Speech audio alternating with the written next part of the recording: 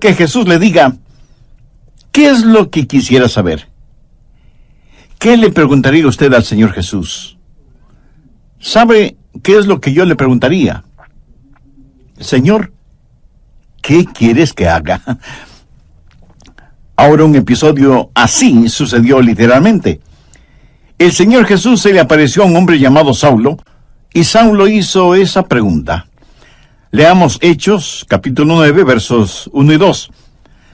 Saulo, respirando aún amenazas y muerte contra los discípulos del Señor, vino al sumo sacerdote y le pidió cartas para las sinagogas de Damasco, a fin de que si hallase algunos hombres o mujeres de este camino, los trajese presos a Jerusalén.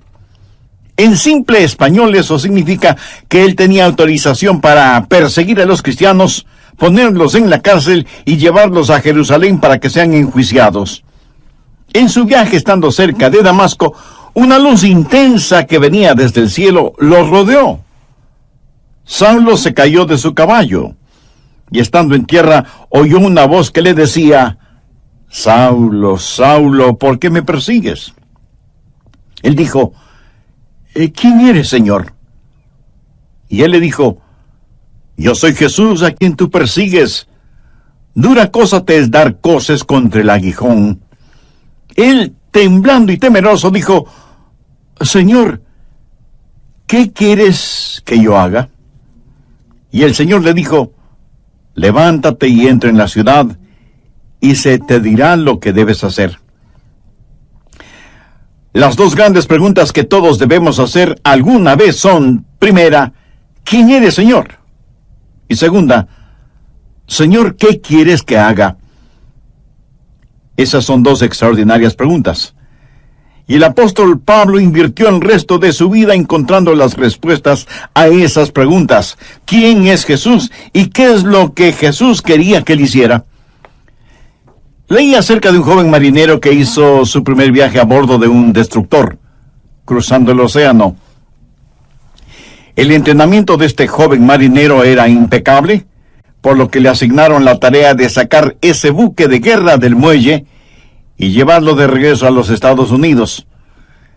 Era la primera vez que le habían asignado un trabajo tan importante y él quería hacerlo bien. Era un joven marinero muy inteligente, así que en un momento la cubierta del buque se llenó de actividad.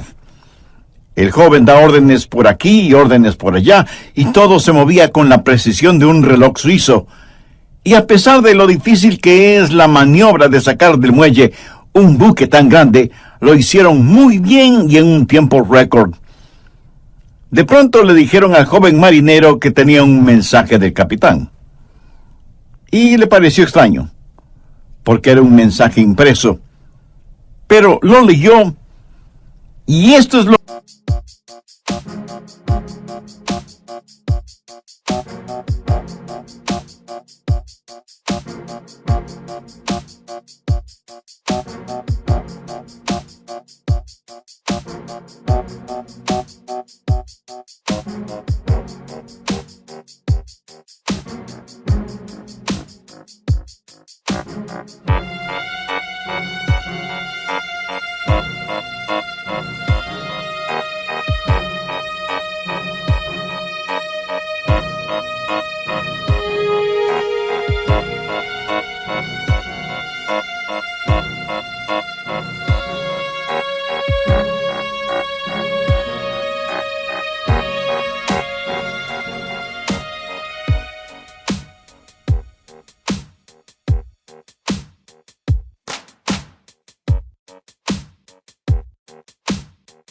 que decía el mensaje. Joven, ha realizado un excelente trabajo. Lo ha hecho velozmente, todo de acuerdo a las normas y reglamentos. Pero hay una regla no escrita que no tomó en cuenta. La próxima vez que saque un buque del muelle, asegúrese de que el capitán está a bordo. Este joven marinero hizo todo muy bien, pero dejó al capitán en tierra. Quiero decirle, mi amigo, que no importa cuán inteligentes sean sus planes o cuán capaz sea usted, antes de navegar hacia algún lado, asegúrese de que el capitán esté a bordo. Asegúrese de saber cuál es la voluntad de Dios. Ahora, ¿cómo saber la voluntad de Dios? Busque Jeremías 10, verso 23. Ni del hombre que camina es el ordenar sus pasos. De la vida de Saulo, quien más tarde fue el apóstol Pablo, podemos aprender por lo menos 3 cosas, y oro que el Espíritu Santo de Dios las grabe en su corazón. Primero, una guía es prometida. ¿Y qué bendición es esta? Dios ha prometido guiar. Mire Hechos 9, la parte final del verso 6. Y el Señor le dijo, levántate y entra en la ciudad, y se te dirá lo que debes hacer. No creo que Jesús pudo haberle dado una mejor promesa que esta. Y usted dirá, pastor, eso es lo que el Señor le dijo a Saulo, pero no me lo ha dicho a mí. Déjeme darle algunos versículos. Efesios 2:10. Porque somos hechura suya, creados en Cristo Jesús para buenas obras, las cuales Dios preparó de antemano para que anduviésemos en ellas. ¿Qué es lo que esto significa?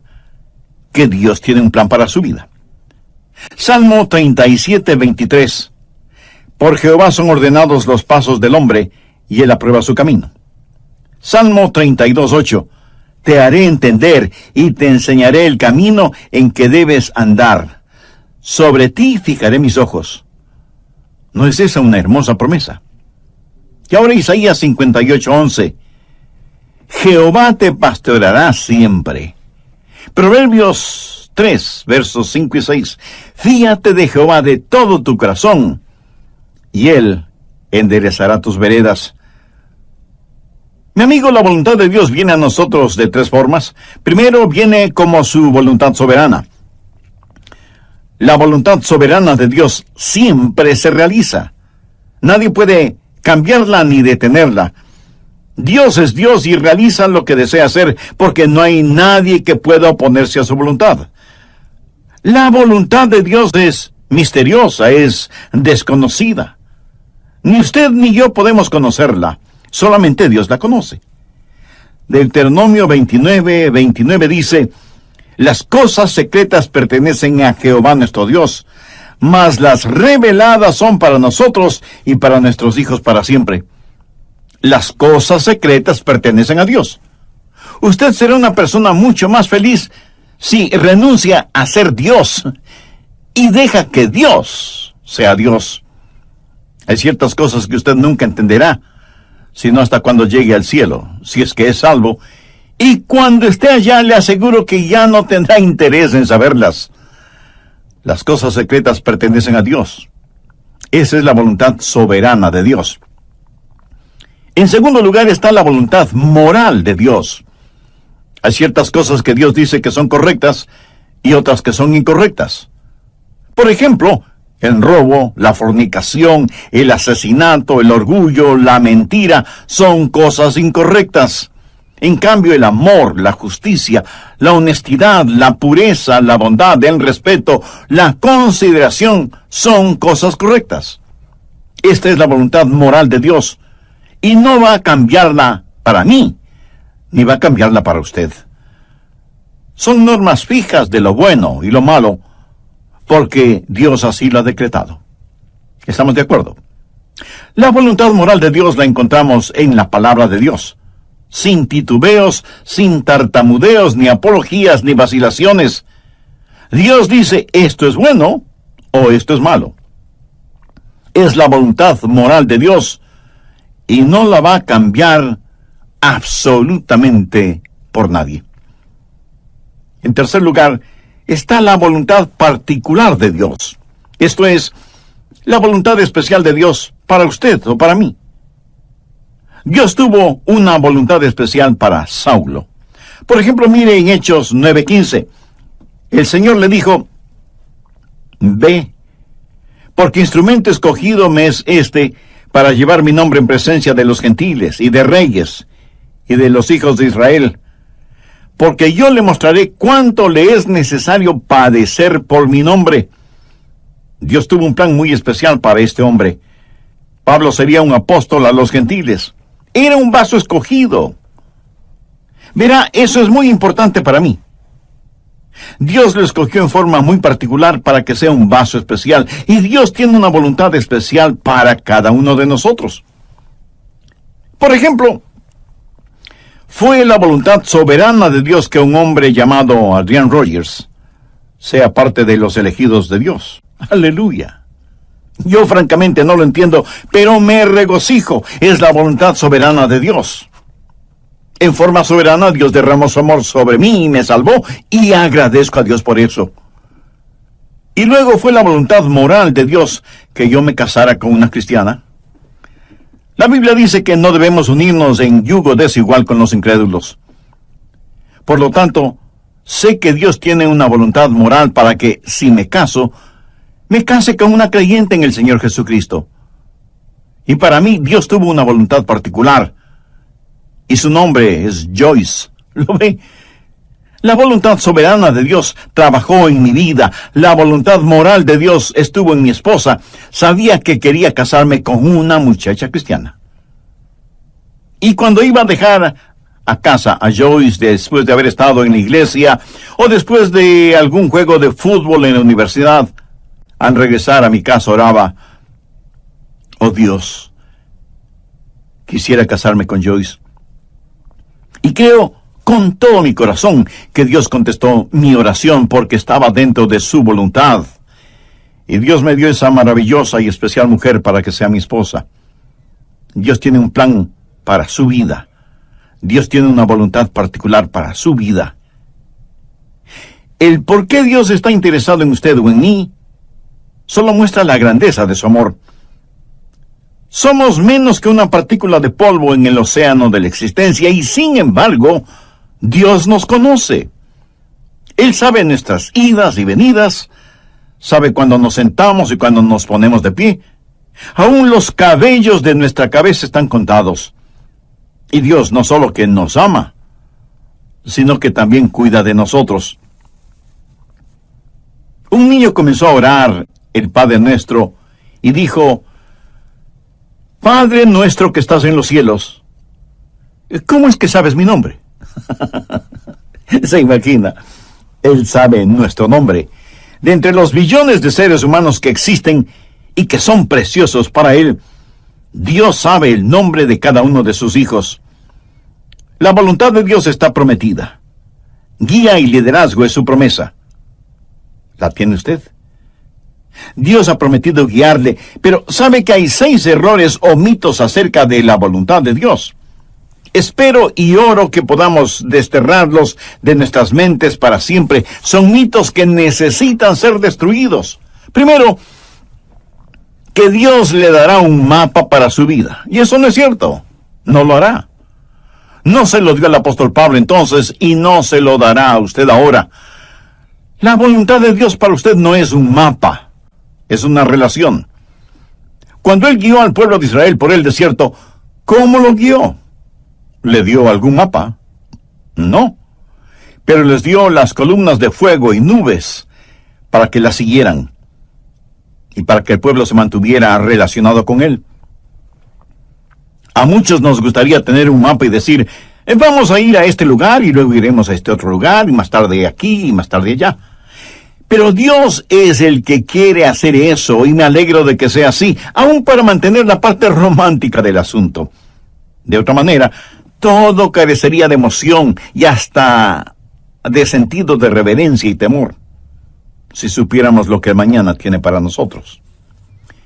Cuando estudiaba en la universidad, un día otro joven que se estaba preparando para ir al pastorado se sentó junto a mí y me dijo: Adrián, ¿sabes lo que hice la semana pasada? Le dije que no lo sabía.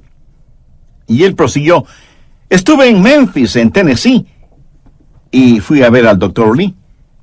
De paso, debo decir que el Dr. Lee fue con toda seguridad el más grande, cordial, santo y elocuente ministro que yo haya conocido. Así que ese joven y neófito teólogo, al decirme que estuvo para verse con el Dr. Lee, me dejó poco menos que asombrado. Y pensé: ¿cómo logró entrar? y cómo el doctor Lee pudo perder el tiempo con un joven imberbe como él. Yo pensaba todo eso y al mismo tiempo me decía, cómo me hubiera gustado a mí hacer lo mismo. Hubiera sido como decir, estuve en Washington y fui a ver un ratito al presidente de los Estados Unidos. Así que, picada mi curiosidad, le dije, a ver, cuéntame, ¿cómo lo lograste? Me dijo que llegó hasta la oficina de la secretaria y le preguntó si podía ver al doctor Lee. Ella me dijo que sí, pero solo por unos pocos minutos. Él entró en la oficina del doctor Lee, conversaron brevemente sobre varias cosas, y finalmente el doctor Lee oró con y por el joven estudiante. Y eso fue muy interesante para mí. Y traté de imaginarme toda la escena.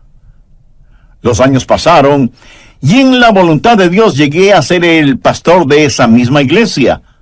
Tuve la misma oficina que tuvo el doctor Lee.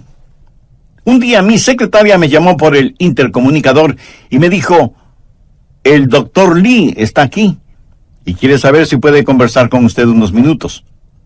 Por supuesto, hágalo pasar inmediatamente. Y sin querer, vino a mi memoria el episodio de mi joven amigo universitario que años atrás, estando de paso por Memphis, fue recibido en forma cordial e inmediata por el doctor Lee. La voluntad de Dios no es un mapa, es una relación personal.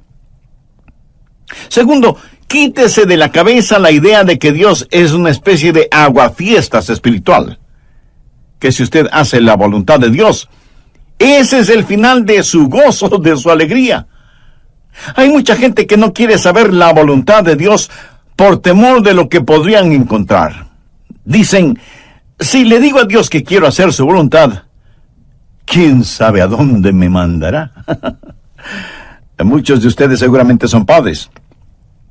Suponga que un día su joven hijo de 14 o 15 años viene y le dice, papá, estoy convencido que eres un hombre bueno, piadoso y sabio. Quiero saber qué es lo que quieres que haga. Haré cualquier cosa que tú quieras que haga. ¿Qué haría usted? Creo que usted primero se quedaría como una estatua con la boca abierta. No daría crédito a lo que está escuchando de boca de su hijo. Segundo, como un sonámbulo iría donde está su esposa y le preguntaría, ¿escuchaste lo que nuestro hijo dijo? Pues veamos qué podemos pedirle que haga para hacerle la vida miserable. Se va a arrepentir de haber dicho lo que dijo. ¿Qué es lo peor que podríamos pedirle que haga? Amigo, no tenga temor de la voluntad de Dios. La voluntad de Dios es lo que usted quisiera para usted mismo, si tuviera el suficiente sentido común para desearla. Amigo, ¿entendió esa frase? La voluntad de Dios es lo que usted quisiera para usted mismo, si tuviera el sentido suficiente común para desearla. Busca usted diaria y diligentemente la voluntad de Dios para su vida. Si usted no conoce al Señor Jesucristo como su Salvador y Señor en forma personal, de ninguna manera buscará la voluntad de Dios. ¿No quisiera este mismo momento buscar a Dios y conocer su voluntad? Le invito a que diga la siguiente sencilla oración conmigo. Querido Dios, reconozco que por estar viviendo de acuerdo a mi voluntad, he vivido en pecado y en rebelión contra ti. Intelectualmente sé que Cristo murió por mis pecados para perdonarme y salvarme. Pero ahora, convencidamente, acepto a Cristo como mi Salvador y mi Señor. Señor Jesús, ven a morar en mi corazón. Tome el control total de mi vida. Hazme la clase de persona que tú quieres que sea. Y ayúdame a nunca avergonzarme de ti. Y dicen que Dios es un aguafiestas espiritual. Tercero, deje de pensar que Dios habla solo a cierta categoría de personas, o que Dios revela su voluntad solo a pastores o misioneros, o a la gente que trabaja en la iglesia, o cosas por el estilo. pero que Dios no tiene una voluntad para personas comunes y corrientes. Dios tiene una voluntad para cada vida. Así que deje de pensar que la voluntad de Dios es solo para determinadas personas. Cuarto, cuando Dios le muestra su voluntad para su vida, pudiera ser que tenga o no alguna dramática experiencia, como la del apóstol Pablo en el camino a Damasco. ¿Recuerda cuando Dios le habló a Elías en la montaña y soplaba el viento? Dios no estuvo en el viento, ni en el fuego, ni en el terremoto. Y leemos en Primera de Reyes capítulo 19, el verso 12, y tras el fuego, un silbo apacible y delicado. Ahora algunas veces Dios habla en los terremotos o en el fuego. El apóstol Pablo tuvo una especie de terremoto espiritual en su camino a Damasco. Pero usted deje que Dios sea Dios en su vida. Dios habla apaciblemente a algunas personas y a otras Dios tiene que llamarles fuertemente la atención. Quinto, otro mito que debemos sacarlo del corazón y mente es el creer que Dios muestra su voluntad solo a gente joven, pero no a gente mayor. Siempre les estamos diciendo a los jóvenes que deben buscar la voluntad de Dios para sus vidas. Escuche, quiero decirle que usted, sea que tenga 9 años de edad o 90 años de edad, usted debe buscar la voluntad de Dios para su vida. Si Dios ya hubiera terminado con usted, Él ya le hubiera llevado al cielo. Dios tiene un plan para su vida. Sexto, el último mito que necesitamos destruir es el que dice que de alguna manera Dios oculta o esconde su voluntad de nosotros. Pensemos nuevamente en el joven que está frente a su padre, quien le dice: hijo, hay algo que quiero que hagas, y si lo haces, te daré una buena recompensa. Pero si no lo haces, te llevaré a tu cuarto y aplicaré la vara de la disciplina donde termina tu espalda. Y el hijo responde: bueno, papá, ya que lo explicas de esa manera, ¿qué es lo que quieres que haga? Y el padre le responde: pues no te lo voy a decir.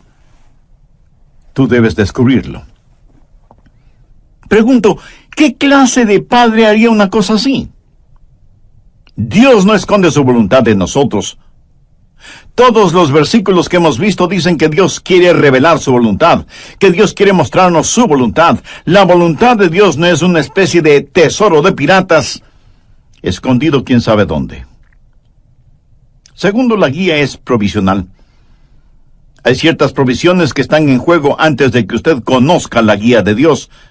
Por ejemplo, en primer lugar, debe haber disponibilidad. Miremos nuevamente Hechos 9:6. Él, temblando y temeroso, dijo: Señor, ¿qué quieres que yo haga? Ahora, eso presupone que él quiere hacer lo que Dios quiere que él haga. Mucha gente quiere hacer su propia voluntad, pero que Dios ponga su sello de aprobación.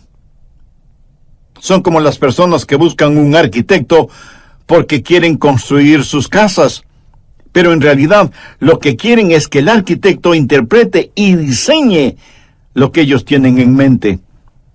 Y eso está bien cuando se trata de construir una casa, pero no está bien cuando se trata de construir una vida. La pregunta de Pablo fue: Señor, ¿qué quieres que yo haga? Eso quiere decir: Señor, tú estás en control, no yo. ¿Sabe lo que es la humildad? Humildad significa que se le puede enseñar. ¿A cuántos de ustedes se les podría enseñar hoy?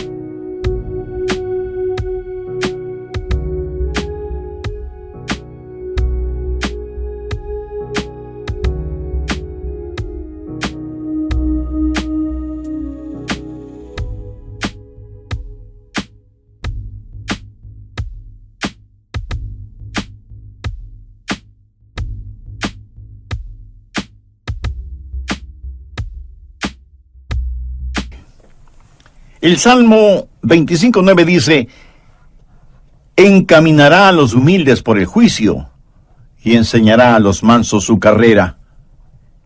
¿Es usted humilde? ¿Manso?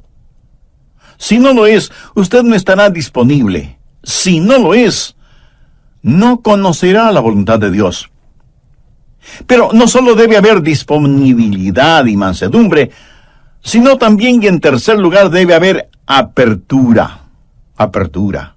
Pablo buscó la voluntad de Dios inmediatamente, y él oró y dijo: Señor, muéstrame tu voluntad. ¿Ha estado usted abierto a la voluntad de Dios? Y no es cuestión de simplemente decir: si Dios quiere mostrarme su voluntad, lo hará. ¿Ha orado usted en forma honesta y sincera diciendo: Señor, yo quiero conocer tu voluntad? ¿Se reporta usted para servicio diario delante de Él? Después de conocer al Señor Jesús, usted va a ser como Pablo y decir: Señor, ¿qué quieres que yo haga? Y aún hay otra provisión. Hechos 9, versos 8 y 9. Entonces Saulo se levantó de tierra, y abriendo los ojos no veía a nadie. Así que, llevándole por la mano, le metieron en Damasco, donde estuvo 3 días sin ver, y no comió ni bebió. ¿Puede imaginarse eso? Aquí está este hombre que capturaba y encarcelaba a muchos, y ahora ciego, es tomado de la mano para ser guiado. Ahora es un hombre dócil, se ha rendido, ha cedido ante la presencia de Cristo. La Biblia dice que debemos presentar nuestros cuerpos como sacrificio vivo. ¿Puede usted decir que así lo hace diariamente? Señor, tu voluntad, sin vacilaciones, sin reservas, donde quiera, a cualquier hora, cueste lo que cueste. ¿Se atrevería usted a decirlo? ¿Se ha rendido completamente a la voluntad de Dios? Decimos: Señor, yo quiero conocer tu voluntad. ¿Está listo para hacerla si Dios le mostrara su voluntad? Tercero, es una guía práctica. Dios nos ha dado formas muy prácticas para que podamos conocer su voluntad, y están aquí en su palabra. Una de las formas de conocer la voluntad de Dios es por medio de los milagros. Mire lo que le sucedió a Saulo. Estando en el camino rumbo a Damasco, cuando repentinamente le rodeó un resplandor de luz del cielo, y cayendo en tierra, oyó una voz que le decía: Saulo, Saulo, ¿por qué me persigues? Dios puede hablarle a usted por medio de visiones, o por medio de sueños, o por medio de una voz audible. Dios puede hablarle y guiarle por medio de un milagro. Y me apresuro en decir que normalmente Él no nos guía con milagros, pero de vez en cuando lo hace. Ahora, toda vez que tenemos la Biblia completa, esa clase de milagros no son necesarios en la actualidad, y no es la forma normal de Dios para guiarnos. Pero lo menciono porque está en la palabra de Dios. Pero si usted tiene una visión, o un milagro, o un sueño, o lo que sea, será mejor que las compare con las otras cosas que voy a mencionar para ver si encajan unas con otras. Y no es una mera autosugestión. En segundo lugar, Dios le hablará y le guiará por medio de su palabra. Y si usted pregunta, ¿le guió Dios a Pablo con su palabra? Amigo, es mejor que lo crea. Verá, primero, él era un rabí y conocía muy bien la palabra de Dios, el Antiguo Testamento. Segundo, hace poco él había escuchado un sermón en los labios de uno de los más grandes evangelistas de entonces, un hombre ungido y lleno del Espíritu Santo, cuyo nombre fue Esteban. Y cuando el santo Dios le habló a Saulo, le dijo: dura cosa te es dar coces contra el aguijón. Pablo estaba lleno de la palabra de Dios, y es la palabra de Dios la que guía. Anote al margen el siguiente versículo, Salmo 119, 115. Lámpara es a mis pies tu palabra, y lumbrera mi camino. Mucho de la voluntad de Dios para su vida se encuentra en la Biblia, mi estimado amigo. Por ejemplo, la voluntad de Dios es que usted no se case con una persona no creyente. Así lo dice su palabra. Si usted está saliendo seriamente con una persona que no es salva, entonces, ¿por qué lo hace si sabe que no puede casarse con esa persona? Muchas veces usted conoce la voluntad de Dios al leer la Biblia y dice, bueno, Dios me está guiando a que me divorcie de mi cónyuge y me case con otra persona. Mi amigo, esa es una ignominiosa mentira. Es una mentira atrevida. Y es una absurda arrogancia de su parte el orar y pedir que Dios le muestre su voluntad cuando ya se la ha mostrado con su palabra. ¿O se considera usted una persona súper especial, a la cual Dios le concederá algo que está en contra de lo que Él mismo ha establecido en su palabra? Piénselo. En tercer lugar, Dios le guiará por medio de su gente, los hijos de Dios. Veamos Hechos 9, los versos del 10 al 13. Había entonces en Damasco un discípulo llamado Ananías, a quien el Señor dijo en visión, Ananías. Y él respondió, heme aquí, Señor. Y el Señor le dijo, levántate, y ve a la calle que se llama Derecha, y busca en casa de Judas a uno llamado Saulo, de Tarso, porque he aquí, él ora, y ha visto en visión a un varón llamado Ananías, que entra y le pone las manos encima para que recobre la vista. Entonces Ananías respondió, Señor, he oído de muchos acerca de este hombre. ¿Cuántos males ha hecho a tus santos en Jerusalén? Y lo utilizó para confirmar su voluntad en la vida de Saulo. En Proverbios 24:6 leemos, en la multitud de consejeros está la victoria. ¿Qué quiere decir eso? Que cuando Dios le habla a usted acerca de algo, muchas veces Dios lo confirmará por medio de alguien más. Mateo 18:16 dice, toma aún contigo a uno o dos, para que en boca de 2 o 3 testigos conste toda palabra. No sea ni orgulloso ni arrogante pensando que usted no necesita el consejo de otras personas. Otra manera en que Dios confirma su voluntad para usted es por medio del Espíritu Santo. Hechos 9:17 dice, fue entonces Ananías y entró en la casa, y poniendo sobre él las manos dijo, hermano Saulo, el Señor Jesús, que se te apareció en el camino por donde venías, me ha enviado para que recibas la vista y seas lleno del Espíritu Santo.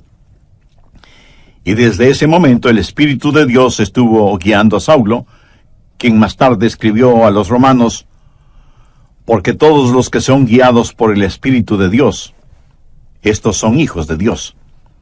Y en Gálatas 5:18, Pablo dice, pero si sois guiados por el Espíritu, no estáis bajo la ley.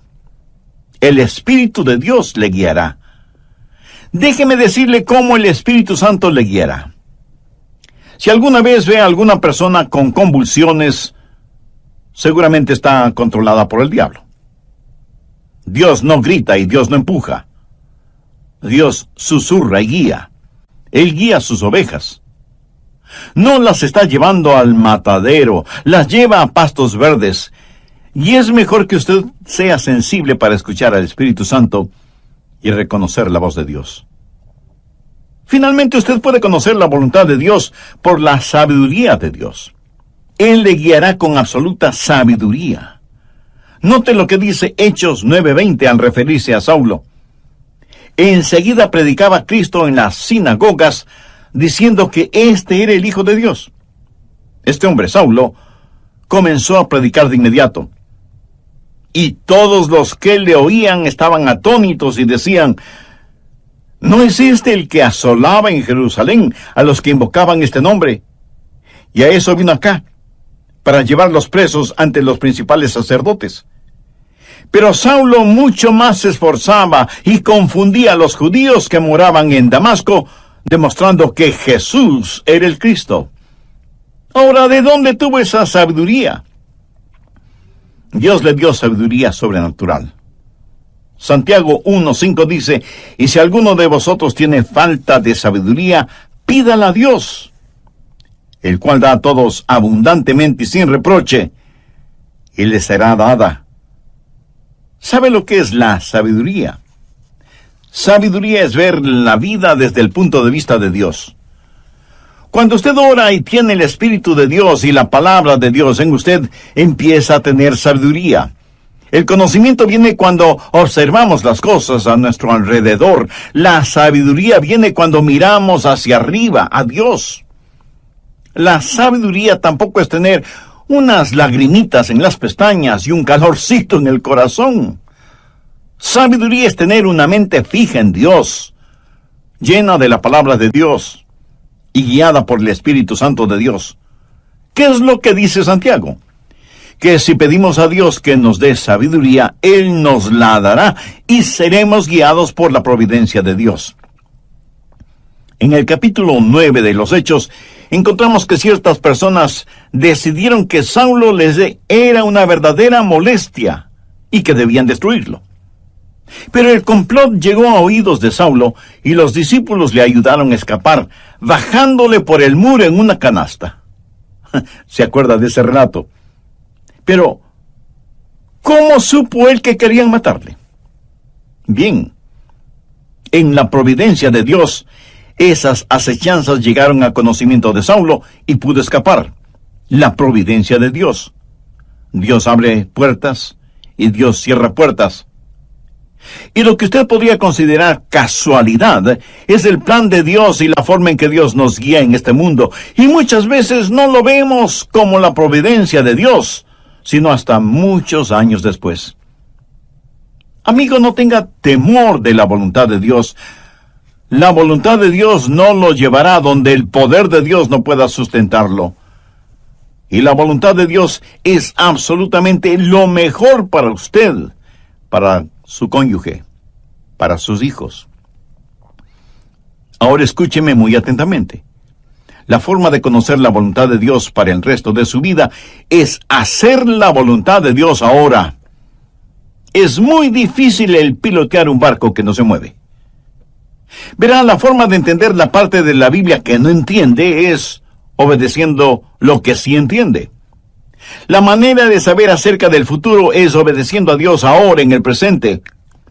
Y si usted tiene interés en poseer la voluntad de Dios para su vida, le diré lo que el apóstol Pablo dijo hace ya tantos siglos.